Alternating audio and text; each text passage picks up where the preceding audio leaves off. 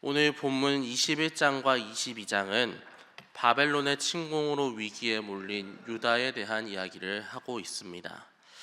사실 그동안 하나님께서는 예레미야를 통해 심판을 예고하시며 이런 위기가 오기 전에 회개하라고 하셨습니다.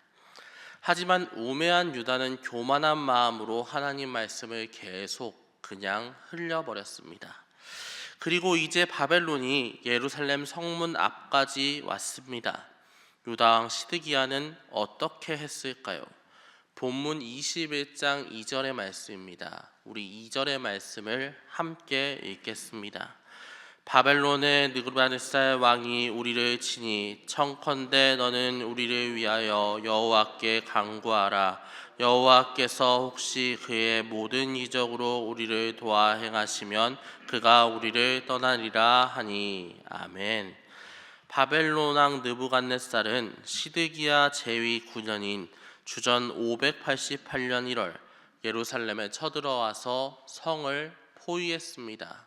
당연히 멸망의 위기가 예루살렘에 감돌기 시작했습니다. 유다는 강대국인 바벨론을 이겨낼 힘이 전혀 없었습니다. 그래서 시드기야 왕은 성전관리 책임을 맡은 말기야의 아들 바수훌과 대제사장 다은가는 제사장인 마아세야의 아들 스바냐를 보내어서 예레미야에게 이렇게 부탁을 합니다. 우리를 위하여 여호와께 간구하여 주시오. 하나님께서 기적으로 도우신다면 바벨론이 우리를 떠나게 될 것이오. 사실 위기의 순간에 충분히 할 수 있는 부탁입니다. 누구나 위기에 처하면 도움을 청하고 기도를 부탁하는 게 당연합니다. 하지만 이건 사실 예레미야 기준으로 볼 때는 굉장히 뻔뻔한 부탁입니다. 그동안 예레미야의 예언에 귀 기울이지 않던 유다입니다. 왕부터 백성까지 그 누구도 그의 예언을 경청하지 않았습니다. 게다가 오늘 나온 바수울이 아닌 임멜의 아들 제사장 바수울은 예언이 귀에 거슬린다고 예레미야를 고문하여 수치를 주는 일까지 있었습니다. 그래서 인간적으로 생각했을 때 예레미야는 이 요청을 거절할 수도 있었습니다. 하지만 그는 예언자였지요. 예언자는 전달자입니다. 그리고 유다의 위기 상황에서 하나님께서 말씀하시는 건 당연합니다. 그래서 예레미야는 자신의 마음을 조금 접어놓고 시드기야 요청을 그대로 하나님께 알려드립니다. 그러자 하나님께서 이렇게 말씀을 하십니다. 4절의 말씀입니다. 21장 4절의 말씀 우리 함께 읽겠습니다. 이스라엘의 하나님 여호와께서 이와 같이 말씀하시되 보라 너희가 성 밖에서 바벨론의 왕과 또 너희를 에워싼 갈대아 이네가 싸우는 데 쓰는 너희 손의 모든 무기를 내가 뒤로 돌릴 것이요 그것들을 이 성 가운데 모아 드리리라. 아멘. 4절 하반절에 너희 손의 무기를 내가 뒤로 돌릴 것이요 라는 말은 유다의 군대가 적을 향하여 겨누고 있는 그 무기들을 예루살렘 성 쪽으로 돌려서 그대로 공격할 것이다 라는 말입니다. 쉽게 말해 예루살렘에 대한 심판 말씀이지요. 이후 7절까지 시드기야를 향한 하나님의 대답, 심판 말씀이 이어집니다. 5절에서 하나님께서는 내가 든 손과 강한 팔, 즉 이스라엘 백성을 애굽에서 이끌어낸 그 구원의 능력으로 직접 유다를 칠 것이라고 말씀하십니다. 6절과 7절에서는 예루살렘의 모든 것이 칼과 전염병과 기근으로 멸절될 것이라고 말씀하십니다. 그리고 하나님께서는 8절을 통해 이런 말씀을 하십니다. 보라, 내가 너희 앞에 생명의 길과 사망의 길을 두었노라. 너는 이 백성에게 전하라. 시드기야에 대한 답변에는 자비가 없었습니다. 반면 백성들에게는 약간의 자비를 보여주시는 하나님이셨죠. 생명의 길과 사망의 길을 이야기하시며 선택하라고 하십니다. 그리고 9절을 통해 너희가 예루살렘 성에 머무른다면 죽을 것이고 바벨론인들에게 나아가 항복하면 살 것이라고 말씀하십니다. 항복한다면 그들의 목숨은 전리품과 같이 보존될 것입니다.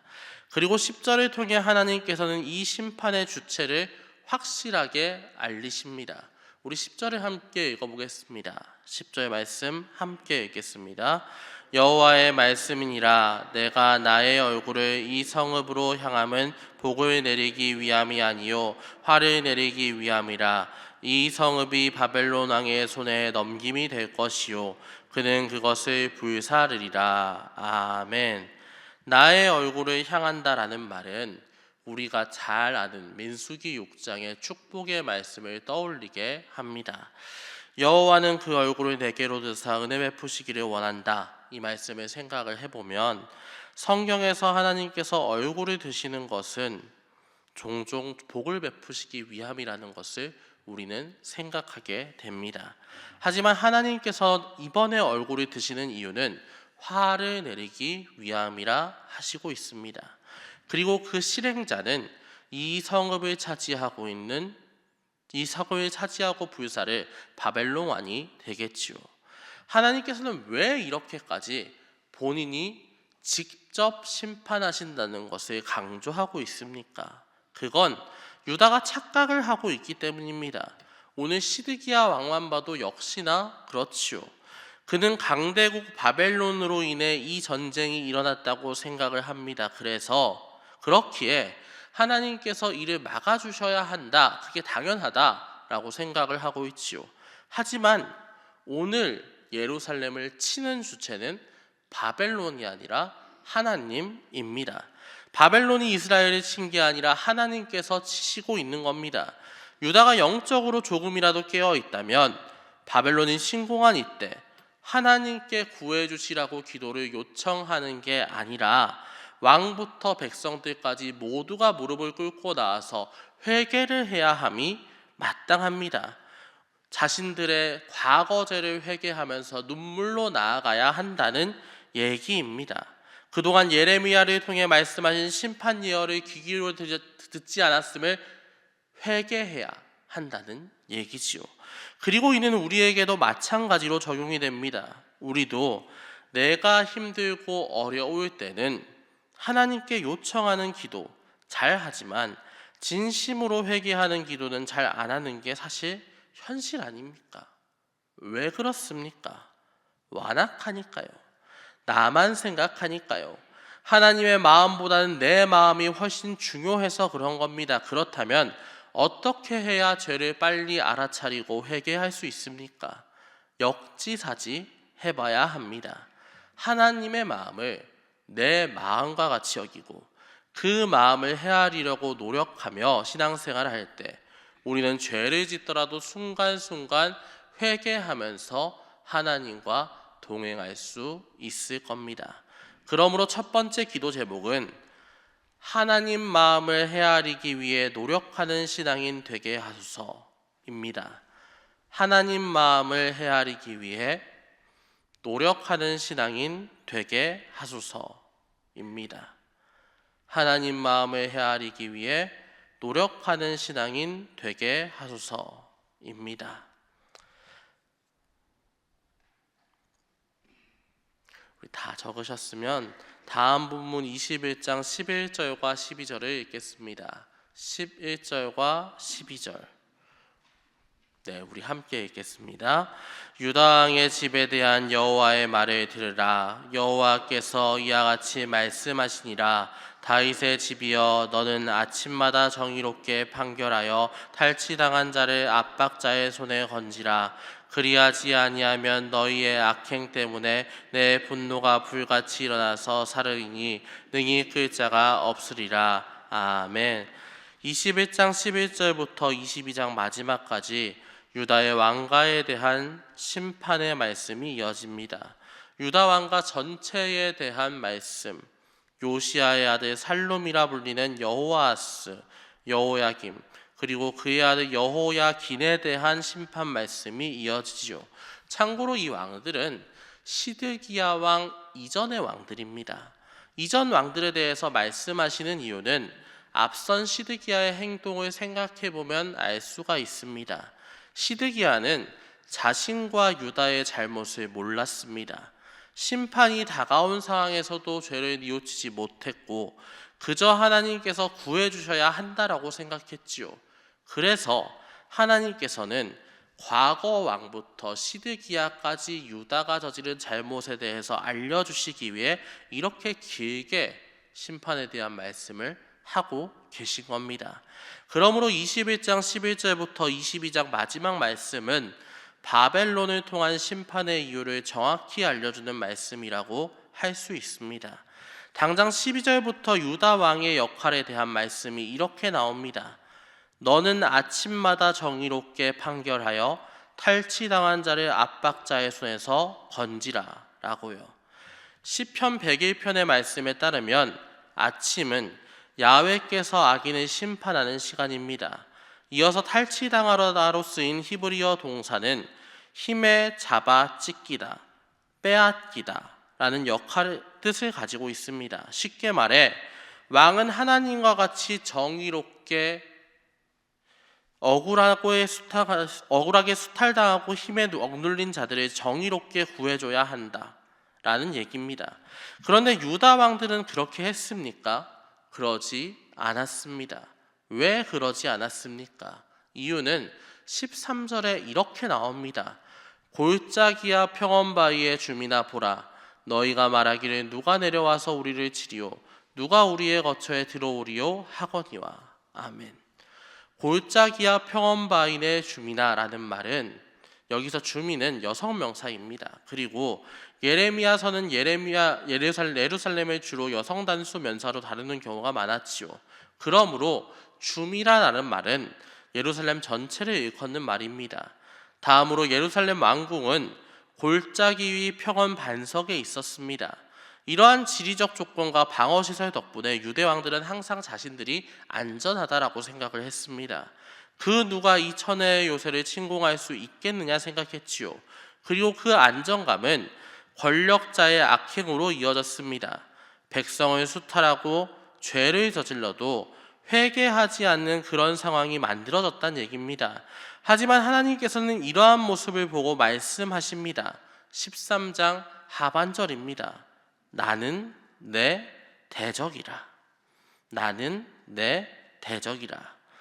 너희가 죄를 경계하지 않고 왕으로서 해야 할 역할을 못한다면 나는 너희의 대적이 되어서 너희를 언제든 벌할 수 있다라는 얘기입니다. 그리고 이러한 이야기는 22장에서도 계속 이어집니다. 22장 3절은 유다 왕들이 정의와 공의를 행하며 무죄한 피를 흘리면 안 된다라고 얘기합니다. 그리고 이어서 5절은 이 말을 듣지 않을 시 이 집이 황폐하게 되리라고 말씀하시지요. 그리고 22장 10절에서 12절은 이전에 애굽으로 잡혀간 여호아하스에 대한 안타까움을 표하고 13절에서 19절은 이런 상황에서 정신을 못 차리고 자신의 지적을 높이기 위해 왕궁을 덮이고 누각을 지으며 백성들을 심판하는 여호야김에 대한 심판, 그리고 24절에서 30절은 바벨론에게 잡혀간 여호야긴 왕에 대해서 말합니다. 그리고 마지막으로 20절과 23절은 이러한 상황에 대한 하나님의 한탄이 나옵니다. 22장 22절을 우리 마지막으로 함께 읽어보도록 하겠습니다. 22장 22절 함께 읽겠습니다. 내 목자들은 다 바람에 삼켜질 것이요 너를 사랑하는 자들은 사로잡혀 가리니 그때 내가 반드시 내 모든 악 때문에 수치와 욕을 당하리라. 아멘. 내 모든 악 때문에 수치와 욕을 당하리라. 우리는 이 말씀을 통해 공의의 하나님에 대해서 생각을 하게 됩니다. 물론 하나님께서는 공의 이전에 우리를 사랑하십니다. 하지만 사랑하는 자가 의로운 길로 가지 못하는 경우에 매를 치시기도 합니다. 예레미야의 이야기를 한번 되뇌어 보십시오. 여러분은 심판의 말씀이 어떻게 느껴지십니까? 표면만 보면 심판의 말씀은 두렵게 느껴집니다. 하지만 하나님께서는 항상 심판을 이야기하시며 회개를 촉구했습니다. 정말 이렇게까지 할 필요가 있나 할 정도로 계속적으로 회개를 촉구하고 계시지요. 그렇기에 때때로 심판의 말씀은 우리를 향한 하나님의 간청으로 들립니다.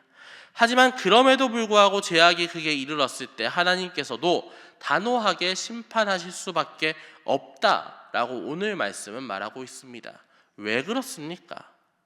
사랑하는 자식일수록 엄하게 교육시킨다라는 말이 있습니다.